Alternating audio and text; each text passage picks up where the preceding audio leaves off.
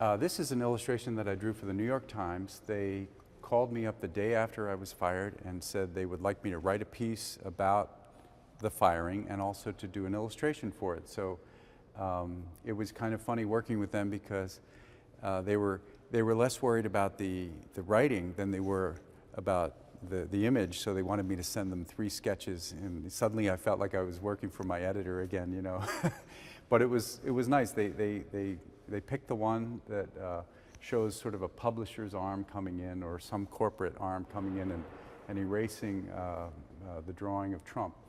And it does pretty much sum up without very many words what it felt like to work under the management of the Post-Gazette the last 3 months.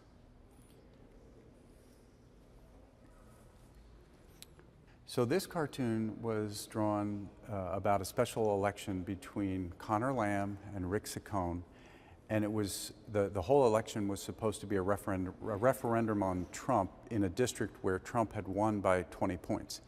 And in the end, Connor Lamb did win, so it was a big deal. But this was before the election. It was supposed to run the Sunday before the election, and they killed it because Saccone, during his advertising campaign, he said, I was Trump before Trump was Trump. And then I put all the asterisk here with all of the things that Trump had done, you know, saying that, you know, yes, he's Trump, but he didn't have all the serial lies, the chaos, the xenophobia, the misogyny, and the porn star. So they didn't like all of these references to the president. And so, you know, they killed it.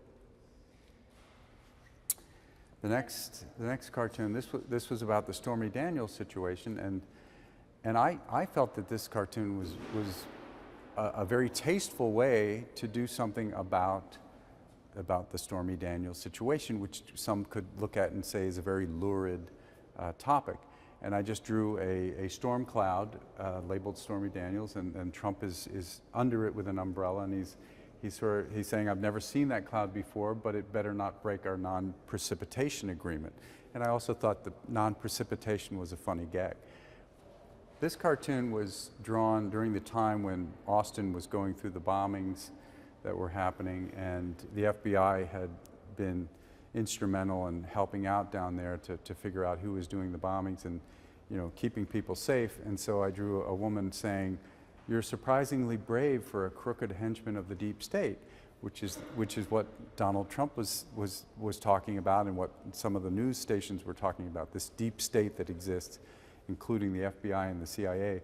And so I just felt like it was a way to point out the ridiculous nature of that conspiracy theory. And I'm not exactly sure why they killed it, except that I'm referencing something that Trump talked about, this deep state. This cartoon, I really liked the drawing on this cartoon because I just liked showing Trump, who's sort of a blobby mass anyway when you see him, and just show him even blobbier and melting away. But also, you know, I grew up watching The Wizard of Oz. It's one of my favorite movies, so it was fun to kind of make that parallel here.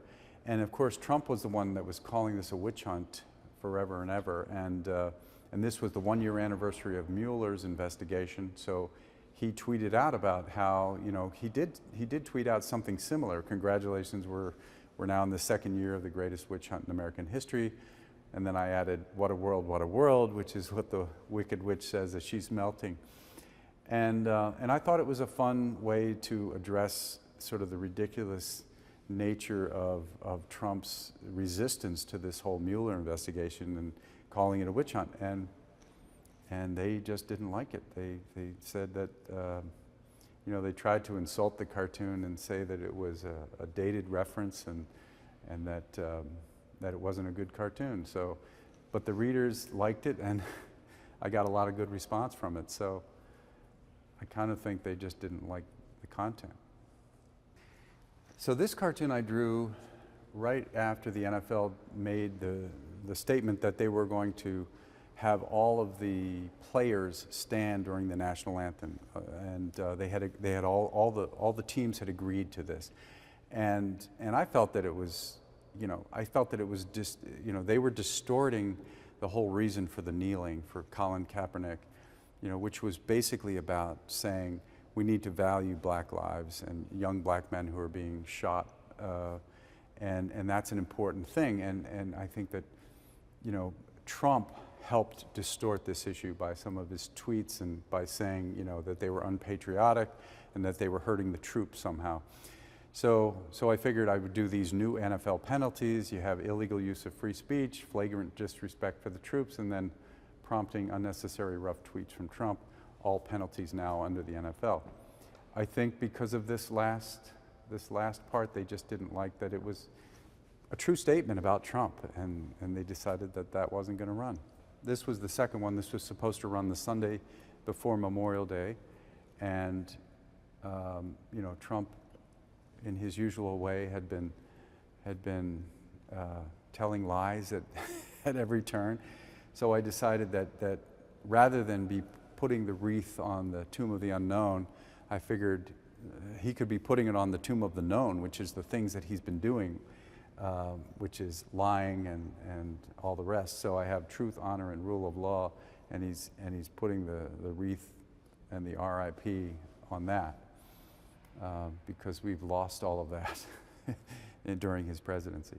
Now, I know it's a very hard-hitting image, and I know that it would be running the day before Memorial Day, which is a very sacred day for observing, the loved ones who have passed, especially those in the service, and so I kind of had an inkling that they might not like this one, but I still thought they might run it because I think it's a very strong cartoon. So this is another cartoon that involves the NFL, but it also references the Starbucks issue where they called the police on the two African Americans who were having coffee, or who weren't buying anything, but who were in the store. And it became a big issue, and so they decided to have a day where they would close the store and have racial sensitivity training. At the same time, the NFL was saying, we've decided to not let you protest based on racial issues, so we're going to be closed for racial ignorance training.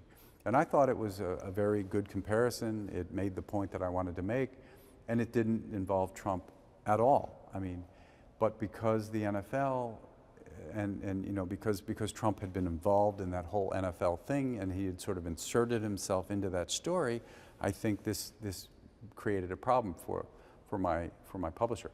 Now, the other thing that I've started to notice is that if you look at some of these cartoons that have been killed, they're not all about Trump.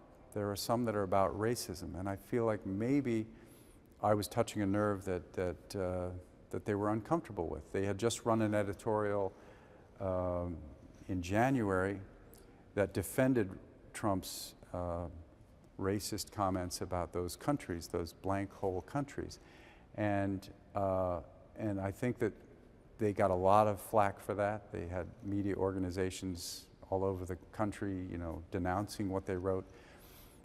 But I think they were trying to defend it. So I think in some ways they were very sensitive to issues that called out people for racial insensitivity.